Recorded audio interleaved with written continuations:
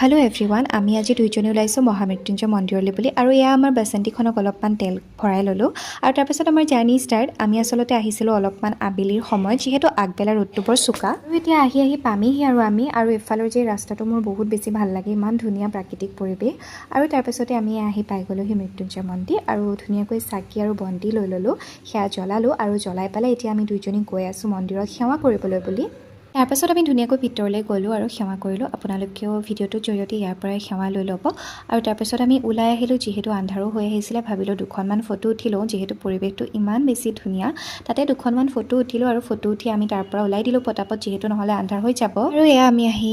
পালোহি main town তাৰপাছতে বোলো নাই কিবা এটা খাই লওঁ তো এয়া ম'ম' খালোঁ তাৰপাছত ভাবিলোঁ ৰুমৰ দুটামান বজাৰ আছিলে একেবাৰে কৰিয়ে লওঁ এয়া শাক পাচলি টুকুৰা দেখিছেনে তাইও কিবা কিবি লৈ আছে ময়ো লৈ লৈছোঁ আৰু এইফালে ৰুম আহি তাকে কৈছোঁহি বোলো ইমান ধুনীয়াকৈ ওলাই মেলি কৈ লাষ্টত অৱস্থা কাহিল একদম